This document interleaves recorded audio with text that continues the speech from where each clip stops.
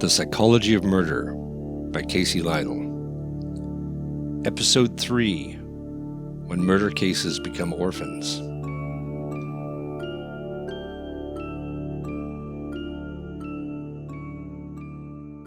So what do I mean by murder cases becoming orphans? This is cases where they kind of fall between the cracks or get put on the back burner, or in some cases don't get immediately labeled as homicides and therefore don't get the same initial treatment, especially in data collection at the scene. So you can have, and what would cause prioritizing, again, let's keep in mind, depending on the department, detectives assigned to cases are probably doing multiple cases. And so their priorities are probably going to be based on immediately available evidence, witnesses, chances of a quick clearance, of being able to solve it quickly. Others that don't have the same immediate evidence, or you're waiting to get information back on them, those may kind of get put on the back burner. And what can happen there over time, if a detective leaves, depending on the workload within that department, their higher priority cases may get reassigned to other detectives, but some of the cases may not immediately get reassigned. And some kind of just get forgotten unless someone brings it up, kind of makes noise to get them back on the radar. And in some cases, it may not initially be labeled suspicious or homicide. Cases of suicide, cases of what is deemed natural death or accidental death. In some cases, a coroner or medical examiner can't verify a cause of death. And in that kind of case, it might be labeled undetermined. So it doesn't get the homicide label. It may be investigated further, but it won't necessarily have the same priority. And again, depending on how the scene is initially judged and labeled and what comes in from a coroner's report, you're going to have different forensic approaches to the scene. For example, if you think something is a natural death or accidental or a suicide, you're not going to do the same kind of forensic sweep of the scene that you will do if you consider it suspicious, or if it does get labeled a homicide. It's not going to be studied or swept as thoroughly as it would be in a homicide case. If it's later labeled as a homicide, you can have a lot of potential evidence that you missed, that's gone or has been destroyed. You won't have the same access. An example here is Kayla Williams in Spokane in 2012. She was found at the bottom of Sunset Hill. She had been cut in half, each half put in a garbage bag, and the garbage bag either put in or covered by a sleeping bag, and that's how she was found. Now, you may look at that right away and say, well, that's definitely suspicious, that's definitely homicide. But the coroner at the time could not establish a cause of death. All he could establish is that she was already deceased when she was dismembered, but could not come about to an absolute determination of cause of death. Even though there were marks on the body, there were traces of drugs in the body, but he didn't feel there was enough to narrow it down into a determination. So that one didn't get labeled a homicide back in 2012, even though they did find a suspect along the way, Robert Davis, who was also suspected in the disappearance of someone else several years earlier, that he had supposedly admitted to his mother that he had disposed of someone's body. They kind of dragged their feet on that a bit because he ended up in jail in Idaho on another charge, and he will be there till 2025. Now, this one has a recent update because the medical examiner left, a new medical examiner came in, re-examined the case, and in 2022 did reclassify it as a homicide. So now it has a higher priority. But again, their prime suspect is already sitting in jail on another charge, so they have some time there. Another one is Kayla Siago in 2015 in Rockford, Illinois. Hers was also eventually labeled undetermined. Now, in this case, she was found hanging in the basement of the home she shared with a boyfriend. Her face was bloodied. According to the boyfriend, they had been at a friend's house, had got into an argument, and he had struck her in the face, splitting her lip and bloodying her lip, and then she had gone home. He claimed she later sent him a text claiming she was going to kill herself, supposedly also sent him a picture of her holding a rope, and when he went home, he found her. When police came to the scene, and again found her hanging, they asked the boyfriend to see the text and the picture, and he very conveniently had accidentally deleted them. Later, he came up with a picture for them that he said, "Oh, this was the picture she sent me," but in that picture, her mouth was not bloodied, even though it was at the scene, and he claimed that it happened before the hanging. So already a little suspicious. The autopsy report felt that the injuries to the neck were inconsistent with hanging, and therefore it was labeled undetermined, not suicide, but also not homicide, that there wasn't enough evidence there. If you're a big true crime junkie, that determination of the injury to the neck might seem familiar. They said the same thing in the Jeffrey Epstein case when they claimed that he hung himself in his cell. So this is one that there was a lack of evidence. It seemed to be a lower priority, and the original detective left the case, and it didn't immediately get reassigned. It kind of fell between the cracks. It took family members making a bunch of noise and contacting them to get it reassigned, and they are still today trying to get more attention on that case and get that case moving forward. More recent one is the Alec Murdaugh case, where he's accused of killing his wife and son, likely to cover up, other things that he was being charged with and investigated for. Why I bring this one up is his arrest led to the investigation of two other deaths that had been considered or had been labeled differently. 2015, the death of 19-year-old Stephen Smith, who had been found next to the road, not too far from his car, with some deep gashes on his head. That one had been labeled a hit and run, not a homicide. Someone who worked for the Murdaughs at their estate, Gloria Satterfield, in 2018, she died at the estate, and that was labeled an accidental fall. Authorities now are looking back at both of those and considering those suspicious. But again, because they were not considered suspicious at the time they happened, there was a lot of evidence that was not gathered at the time that might have been vital at that time. So murder cases can also go cold just because of poor crime scene management, where you overlook evidence or accidentally destroy evidence or even accidentally contaminate it by touching things or moving things. An example here in the Idaho case of Brian Koberger is it took for a forensic study of the house, did find one complete shoe print where they got a good impression of the shoe. People ask, why did they only get one? Well, there were people walking around through there before forensics kind of shut that down and started looking. So if there had been other blood residue footprints, a lot of them probably got destroyed, scuffed up, distorted, which left them only being able to find one good one that was still in good conditions.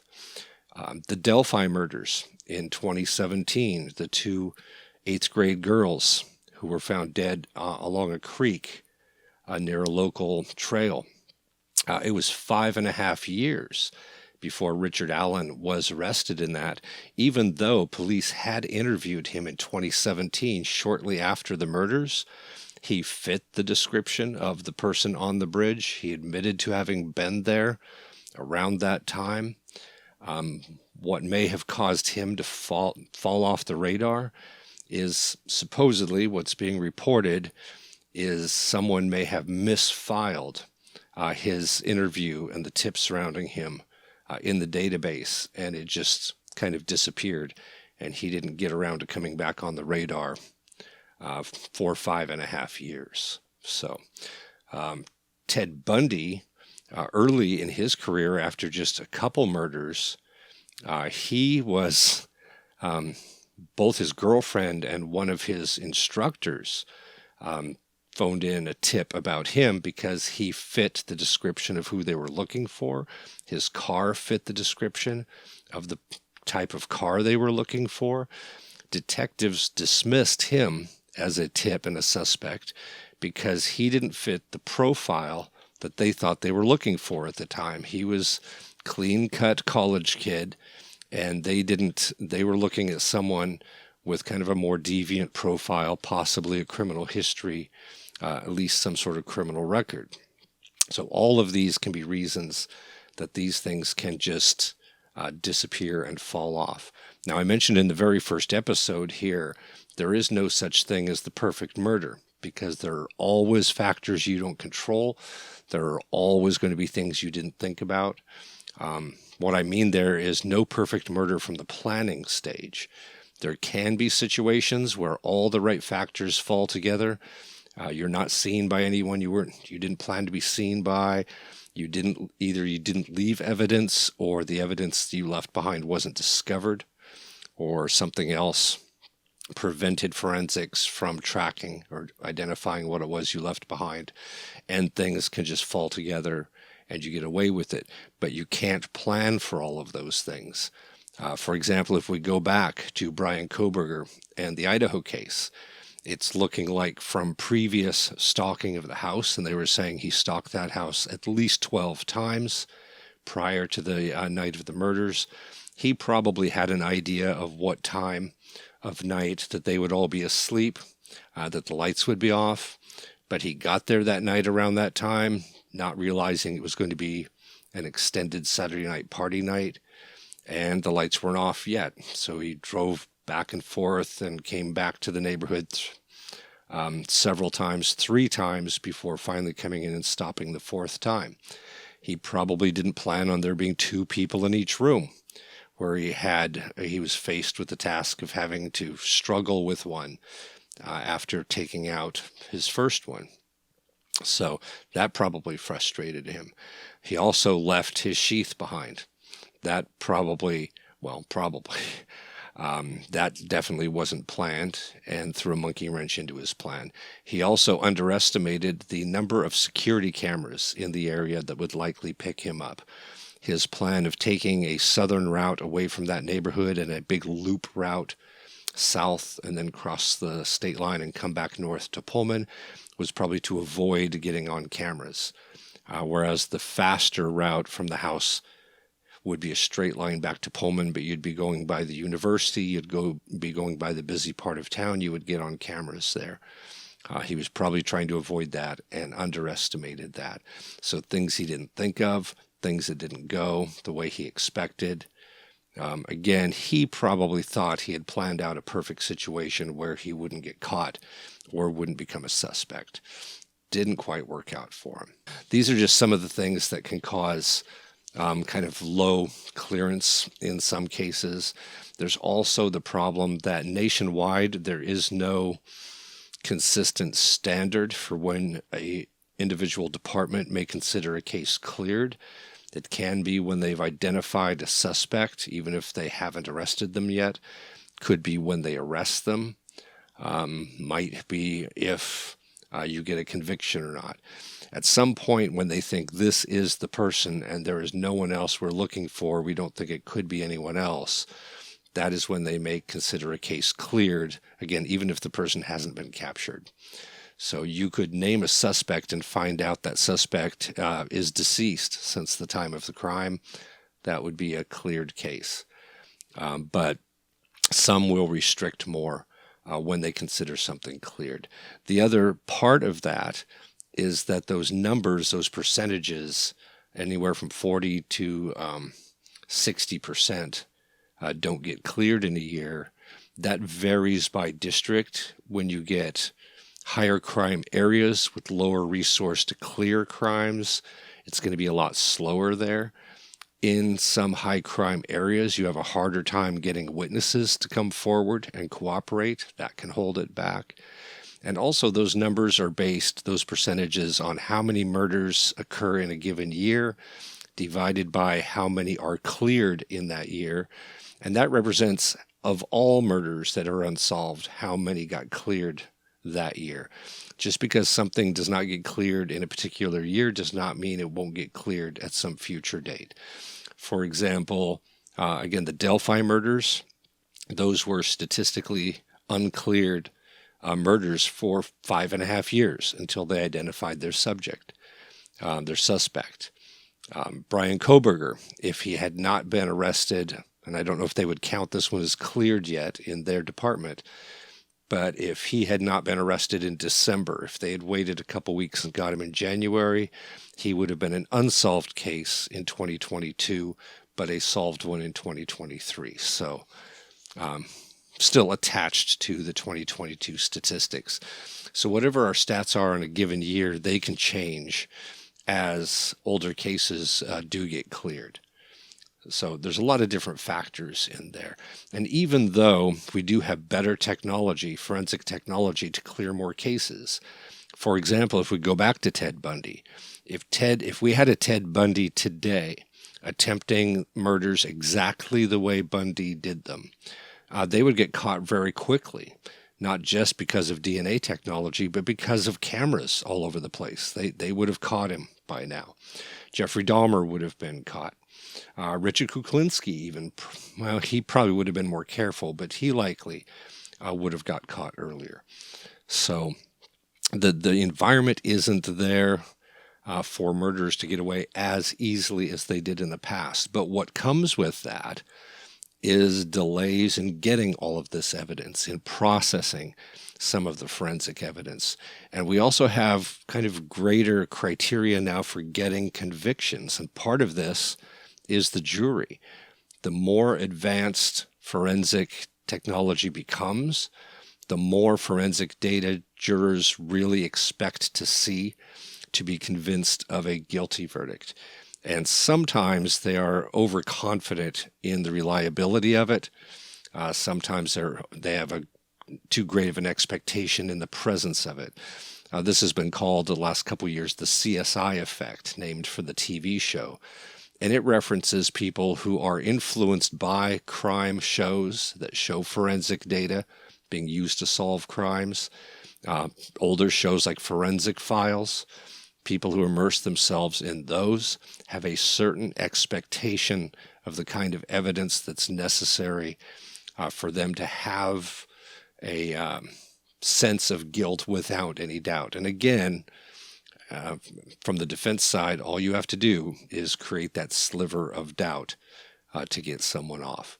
So just a couple things there on how problems of labeling, overworked, underfunded departments can cause some cases to trickle down and kind of get forgotten. And that's why we call those orphans.